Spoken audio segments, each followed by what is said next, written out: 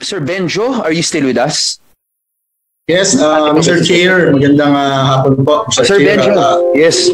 Could we ask for your inputs rin on this matter?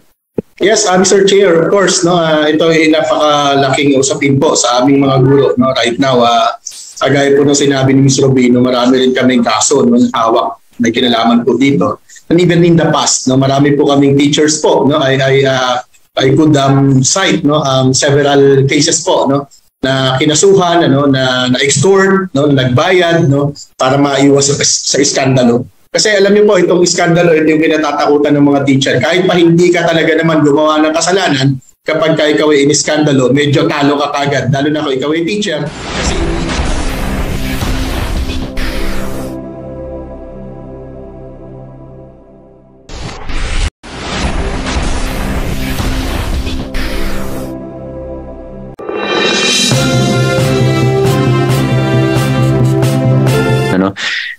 Sir Benjo, are you still with us? yes, Mr. Chair, magandang hapon po. Sir Chair, Benjo, yes. Could we ask for your inputs rin on this matter? Yes, Mr. Chair, of course, no, ito ay napakalaking usapin po sa aming mga guro. No, right now, gaya po ng sinabi ni Ms. Robino, marami rin kaming kaso no, hawak, may kinalaman po dito. And even in the past, no, marami po kaming teachers po. No, I could cite no, several cases po no, na kinasuhan, ano, na extort, no, nagbayad, no, para maiwas sa iskandalo. Kasi alam niyo po, itong iskandalo, ito yung kinatatakutan ng mga teacher. Kahit pa hindi ka talaga naman gumawa ng kasalanan, kapag ikaw ay iniskandalo, medyo talo ka kagad. Lalo na kung ikaw ay teacher, kasi iniingatan mo yung reputation. So ang nangyayari po, no, kaysa naman makasuhan, pumasok sa isang legal na laban, ano po, no, nagbabayad na lang yung mga teacher kahit wala silang kasalanan. Of course, that's against our advice din, ano, usually. Pero talo po talaga, Mr. Chair. No? Kaya po, dadaanan ko lamang po, no, this document has been submitted no, to the Department of Education, ano, and most recently po, noong 2019, ano po, nung ipinasa po namin ito uli no, sa Department of Education, na nagkaroon po tayo ng isang malaking usapin hinggil sa teacher no, na napahiya no, sa hindi lang sa social media, pati sa mainstream media. No. Bakit ba nangyayari ito? Kailangan po kasi talaga ng disiplina. Even you, Mr. Chair, no, you agree no, na kailangan talaga ng disiplina para matuto yung mga bata. No? Tayo pong lahat ay lumaki sa palo ng ating mga teacher, especially yung amin pong mga ka-generation, no, na pag pinalo ka ng teacher mo, nalaman ng nanay mo, papaluin ka uli ng nanay. No? So ngayon po, no, ang isa naming problema ay super regulated. No? Sobra na po no, yung regulation sa mga guro po natin, no, over-regulated, no. Meron tayong DepEd Child Protection Policy, no, that was mentioned, no, by Asik Bringas po, no, yung Child Protection Policy po at yung RE 7610, no, na binabanggit po kanina, no. Lahat po, no, lahat, practically everything, no, na pwedeng gawin ng teacher to discipline, no, the students, no, ay or the learners, no, ay pwedeng pumasok, no, in any of the provisions, no, of CPP, no, or RE 7610, at ito ay ko-consider na abuse. Ito ay ko-consider na pang-abuso ng mga bata. No? So ano pang nangyayari ngayon? And this is one of the reasons po, no, Mr. Chair, kung bakit po yung ating mga bata ngayon ay talagang medyo relaxed. No? Minsan, no, yan, kagaya ngayon po, umulan, no? Ayaw na nilang pumasok kasi umulan. Pag uminit, ayaw na rin naman nilang pumasok. No? Kapag pinagalitan sila, sasabihin may mental health issue. No? This not...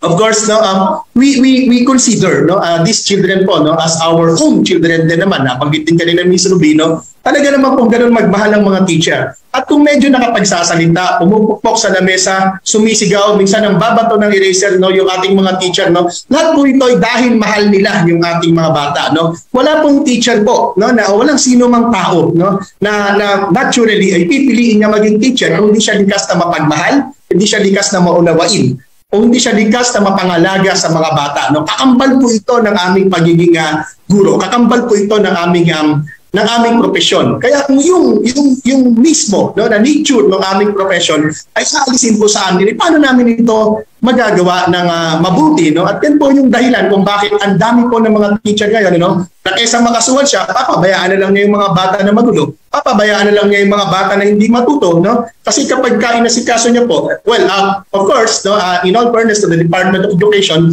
we have no, what we call no, in the child protection policy po, no, we have this positive discipline, no, provision, no. But yung positive discipline provision, no, is only composed of 2 or 3 sentences and then wala na, no. Kung paano po namin ito gagawin, wala na.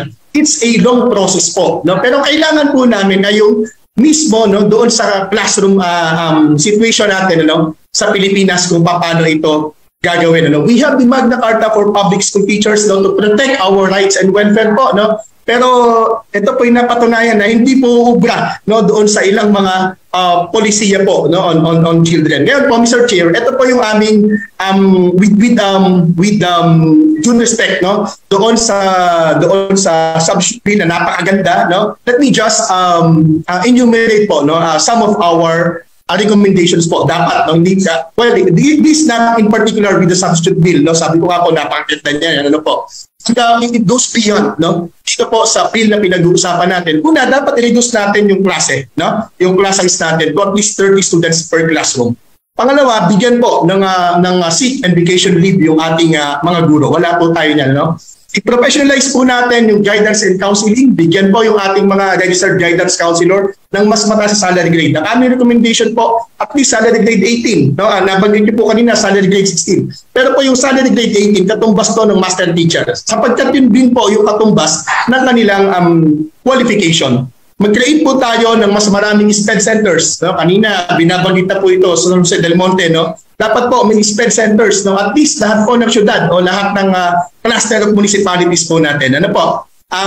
Institutionalization po ng alternative school discipline policies agreed by school administrators, teachers, parents, and learners. Number 6 po, ito po yung binabanggit din ninyo po kanina. No? Dapat po ma-amend yung certain penal provisions, no, of RA 7610 para hindi naman po lahat, no, pati yung simpleng yung napaka-bias, no, pwede po natin sabihin napaka-bias, hindi po against teachers, against teachers interest po, no, napaka-bias ng RA 7610 kasi pag pinupok mo yung lamesa at nagulat yung bata, that could be considered as abuse. We had a case po, no, in North Caloocan po, no, na trineten niya yung bata, no? Paano niya trineten? Sabi niya, pag hindi ka nagpagupit, ibabagsak kita. Ano po ginawa ng bata afterwards? Sinaksak yung teacher, patay.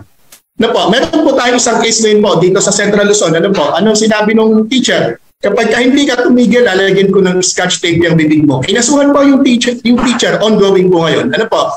Number 7 po, protection ng teachers from harassment, intimidation, physical threat, extortion, and media sensationalization.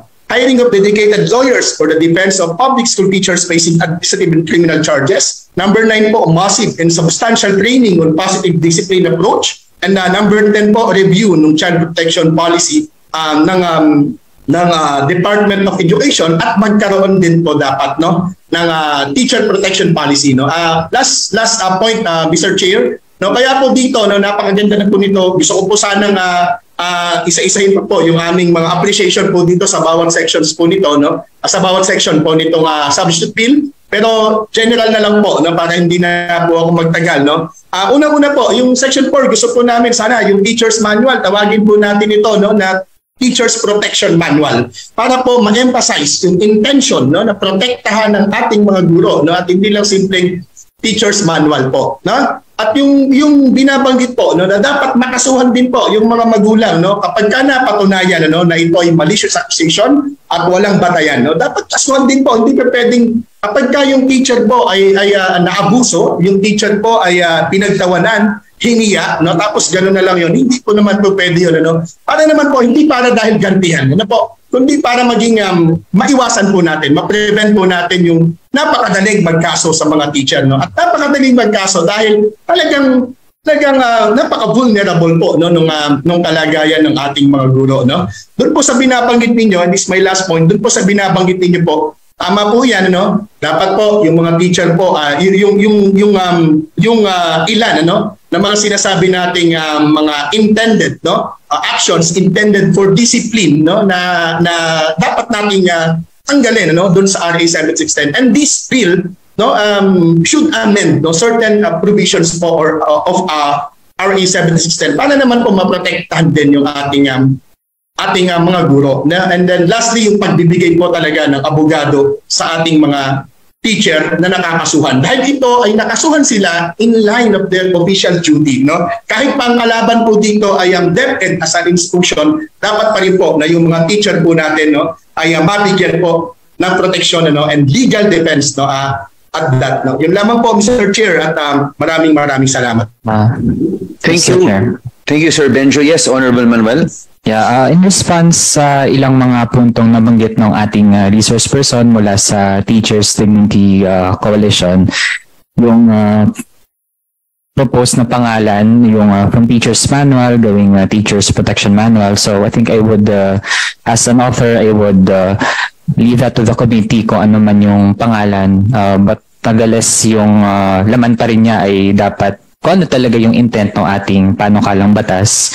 Pangalawa, Mr. Chair, yung sanctions din doon naman sa mga falsely nag-accuse or malicious yung accusation sa isang guro, edi nandiyan din po siya sa Section 4, line 11 na lalamanin ng manual ang disciplinary measures against students who are found to have made malicious accusations of child abuse against teachers. So with that, in effect, Mr. Chair, dahil yung mga students, lalo na kung minor de edad, edi sila din ay nasa jurisdiction ng kanilang mga magulang. So in effect, ay meron ding magiging kaakibat na measures on the parents who would commit this kind of act. At pangatlo po dun sa pag-aamin ng RA 7610, well, the authors believe, Mr. Chair, na kung magiging batas naman na po ito, its effect would be to supersede yung pag-interpret or paggamit ng RA 7610 against the teacher. So I think it would suffice itong Section 5 natin at sa paggawa naman natin ng batas kung ano yung mas huli, edi yun yung magkakaroon ng precedence over other previously approved laws. So I think that would be enough to address yung mga punto ng ating resource person. Thank you, Honorable Manuel. Just Sir Benjo, no? Yung Section 5 na ito, you are in agreement with this? Yes, sir. Basta lang sana dun sa IRR kasi baka magkakatalo sa IRR o perhaps the Debt and Child Protection Policy could be considered as an IRR. Pero it should be it should be in line with the provisions of this new legislation if ever that this will be passed into law. Kung meron man kayong mga komento tungkol sa mga isyong ito, maaari kayong magbigay ng mga reaksyon sa comment section na makikita sa ibaba ng bidyong ito.